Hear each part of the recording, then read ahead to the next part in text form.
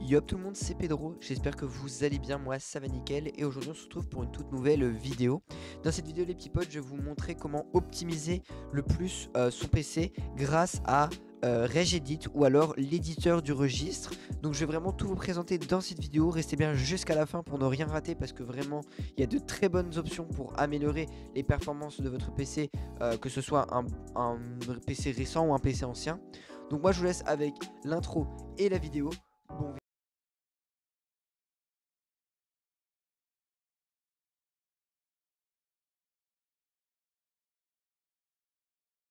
le tutoriel, on va d'abord faire une chose qui va être très importante avant de faire tout changement. Vous allez donc à taper registre, vous allez lancer et vous allez faire oui au message qui vous affiche. Ça va vous lancer ceci, c'est tout à fait normal. Alors vous, ce sera pas comme ça, vous, ça sera plus, voilà, ça sera comme ça. Très important, vous cliquez sur HK et local machine, vous faites fichier et vous faites exporter. Et vous exportez, voyez moi c'est l'appeler backup, vous pouvez l'appeler backup et vous enregistrez. C'est vraiment quelque chose de très important, si jamais vous faites un problème, ça peut vraiment abîmer votre Windows. Vous aurez un peu qu'à faire fichier, importer et backup. Et comme ça vous remettez tout tel quel et au moins il n'y a pas de problème. Voilà, donc on va pouvoir commencer le tutoriel. Donc pour commencer, on va aller augmenter pour les performances au niveau du CPU. Donc en description, vous retrouverez des lignes que je vais vous donner. Ça va être un récapitulatif des lignes à copier. Alors je vais expliquer comment faire. Donc vous prenez une des lignes qui sera en description et vous allez hop, aller jusqu'à ici à votre ordinateur slash et vous allez faire CTRL V pour coller. Et vous faites entrée. Et vous allez arriver du coup normalement sur une page un petit peu comme celle-ci. Voilà. Et du coup, il va falloir que vous fassiez les mêmes paramètres que moi. Système responsiveness, vous allez le laisser à 0. Normalement, il est à 0. Pour la valeur décimale, vous ne touchez pas à ça. Là, vous allez devoir faire clic droit, créer un nouveau dword 32 bits. Et vous allez mettre du coup lazy mode timeout à 25 000. Et le lazy mode, donc vous créez vraiment deux valeurs. Donc en hexadécimal, vous mettez 1. Et du coup, la première, je vous dis clic droit, nouveau. Dword 32 bits et vous créez lazy mode et vous créez lazy mode timeout comme ceci. Et sur lazy mode timeout en décimal vous allez mettre 25 000 et en lazy mode vous allez mettre en hexadécimal à 1. Très important. Donc pour la prochaine ligne je l'ai prise, je vais faire CTRL V comme je vous ai montré ça, on fait entrer. Donc vous allez arriver sur cette page quand vous aurez copié cette ligne, enfin collé cette ligne pardon. Et là on va avoir plusieurs paramètres qui vont nous intéresser. On va partir à partir de GPU priority. Là, vous allez le mettre à 8 en hexadécimal. Priority, vous allez le mettre à 6. Scheduling, catégorie, vous allez écrire I, H-I-G-H, comme ceci. Et SFIO, priority, vous allez aussi le mettre en I.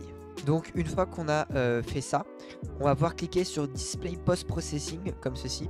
Et là, on va avoir plusieurs paramètres à changer. Le premier, ça va être Background Priority. Vous allez double-cliquer et vous allez mettre à 18 en hexadécimal. Le GPU Priority, vous allez le mettre à 12 en hexadécimal. Le Priority, vous allez le mettre à 8 en hexadécimal. Le Scheduling catégorie, vous allez le mettre en I, H-I-G-H comme tout à l'heure. Et pareil pour le SFIO Priority, vous allez le mettre en I, H-I-G-H. Maintenant, ce que vous pouvez faire, c'est que vous allez pouvoir remonter tout en haut avec votre souris. On va pouvoir réduire ça un petit peu et on va venir coller la prochaine ligne qui sera encore une fois dans la description. N'hésitez pas à le faire, c'est plus simple pour vous. Maintenant on va se rendre dans la prochaine zone que je vais vous montrer, c'est au niveau de tout ce qui est alimentation. C'est une partie qui est assez importante dans votre ordinateur à changer. Donc déjà le Hyper Boot Enable, vous allez le passer à 0 en hexadécimal et vous allez faire clic droit pour créer une nouvelle valeur dword. Alors moi normalement je l'ai déjà créé mais je la retrouve pas. Donc c'est celle-là, Coalescing Timer Interval. De toute façon comme ce genre de noms seront dans la description, donc vous aurez plus qu'à copier-coller.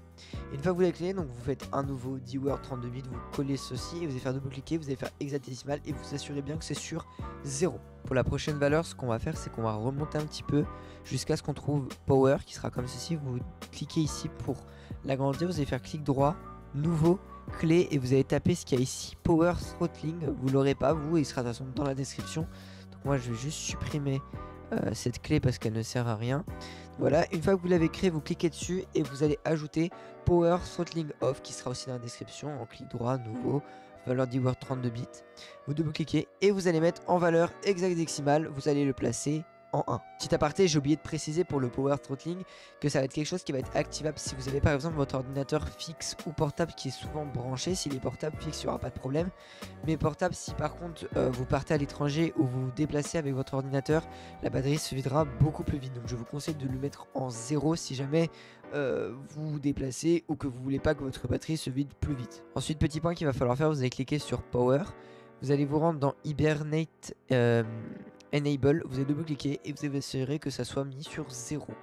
C'est un peu la même chose que Hibernate Boot que je vous ai fait désactiver tout à l'heure. C'est au niveau du démarrage Windows que ça va influencer.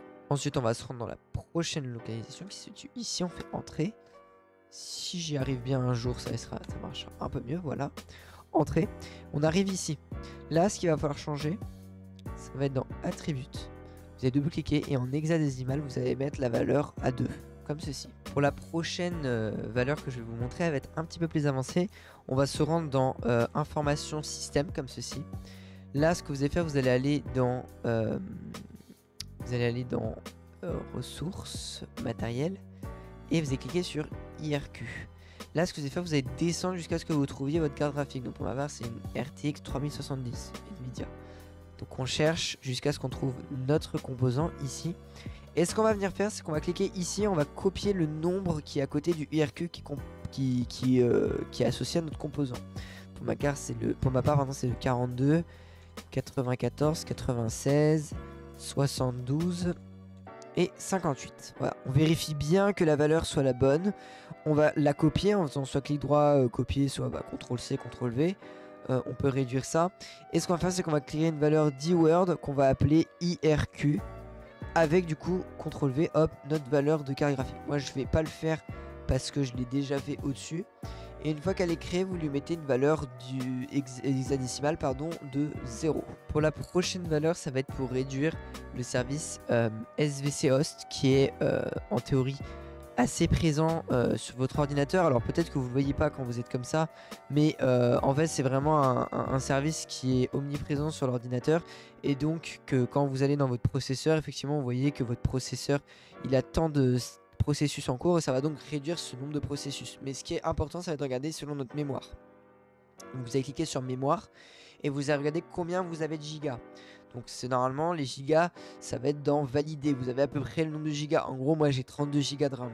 Donc tout dépendra de votre taille. Donc vous regardez les gigas et là je vais vous afficher un petit tableau sur lequel il y a des valeurs, ce qu'il faudra se référencer, parce que dans le SVC Hot Split Threshold, on va double-cliquer, on va aller dans hexadécimal et vous allez compléter la valeur par rapport à la RAM que vous avez, donc par rapport au numéro qui est dans le tableau. Si vous avez 4 Go, vous mettez le numéro qui est associé aux 4 Go, si vous en avez 16, 8, etc. Vraiment, c'est très important, dans le décimal, vous mettez le nombre de votre RAM. Moi, personnellement, j'ai 32 Go de RAM, donc j'ai mis le nombre associé à 32 Go de RAM. Mais vous, peut-être, si vous avez quelque chose de différent, et bien, vous mettrez autre chose. C'est peu importe, mais mettez bien la bonne valeur. En décimal, c'est important. Et une fois que c'est fait, et ben, on va pouvoir cliquer sur OK, comme ceci. Et on va être bon pour ce paramètre-là. Et pour la dernière valeur, on va venir coller ceci. On va aller double-cliquer sur Start et dans la valeur hexadécimale, vous allez mettre en 2, comme ceci. Et donc voilà, on a fini pour l'optimisation avec le Regedit. Donc vous voyez que c'était vraiment assez simple. Je vais fermer tout ça. C'était vraiment assez simple.